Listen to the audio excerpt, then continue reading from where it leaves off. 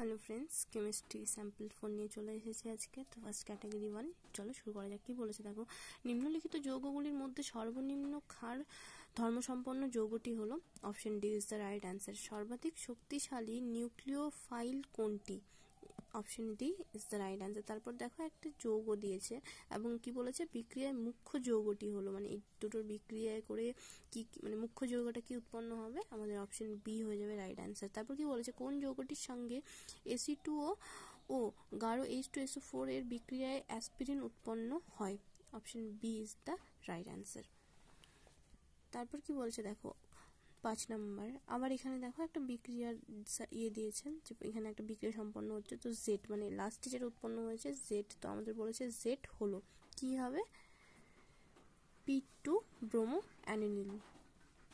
6 number দেখো কি বলেছে, দুটো যৌগ আছে, যৌগ দুটি সম্বন্ধে কোনটি সঠিক?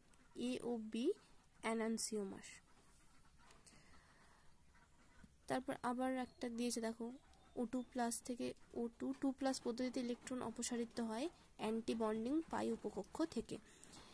SiF4 যৌগটির আদ্র বিশ্লেষিত হয়ে উৎপন্ন হয় SiOH4। তারপর কি বলেছে, CuSO4 দ্রবণে সাদা ফসফরাস যোগ করলে মুখ্য পদার্থ হিসেবে উৎপন্ন হয়, option B is the right answer. তারপর কি বলেছে, KClO3 কে উত্তপ্ত করলে পাওয়া যায় ClO2। জলে অতিরিক্ত পরিমাণ নাইট্রেট আয়ন থাকলে যে রোগ দেখা যায় তা হলো ব্লুবেরি সিনড্রোম।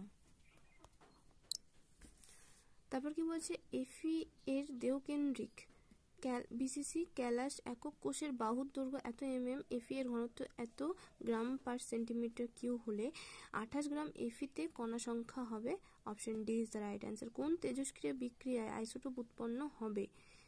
নিউট্রন কণা নির্গমন। নিচের কোন জটিল যৌগটি সর্বনিম্ন প্যারাম্যাগনেটিক ধর্ম সম্পন্ন? Option B is the right answer. তারপর কি বলেছে, 10⁻⁴ গ্রাম জিলেটিনের উপস্থিতিতে 100 ml গোল্ড সল এ 1 ml 10% NaCl দ্রবণ যোগ করলে উক্ত সলের তঞ্চন প্রতিহত হয়। জিলেটিনের স্বর্ণ সংখ্যা হলো, option D is the right answer. এবার আমরা ক্যাটাগরি 2 তে চলে। কি বলেছে, নিচের কোন আয়নগুলি বর্ণহীন? Option A and B is the right answer. দ্রবণে কোন অধিশোষিত পদার্থের অধিশোষণ মাত্রা বৃদ্ধি পায়? দ্রবণে অধিশোষিত পদার্থের পরিমাণ বৃদ্ধি করে। আর কি বলেছে, অধিশোষকের পৃষ্ঠতল বৃদ্ধি করে। পলিমার সম্পর্কিত নিচের কোন উক্তিগুলি সত্য? পলিমারের কোনো আধান থাকে না, পলিমারের সান্দ্রতা খুব বেশি, পলিমার আলো বিচ্ছুরণ করে। জিওলাইট সম্পর্কিত কোন উক্তিগুলি সঠিক? এদের গঠন মুক্ত প্রকৃতির হয় যাতে ছোট অণুসমূহ এদের গঠনে প্রবেশ করতে পারে। এরা হলো এক প্রকার ত্রিমাত্রিক জালাকাকার অ্যালুমিনি সিলিকেট যৌগ। আর কি বলেছে, জিওলাইটের সাধারণ সংকেত হলো এটা। SO2 সম্পর্কিত কোন তত্ত্বগুলি সঠিক নয়?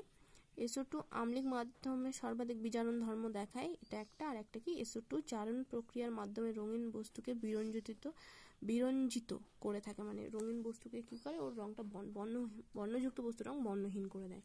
এই যে কিছু হিন্ট দিয়েছে, তোমরা এগুলো দেখে নিতে পারো।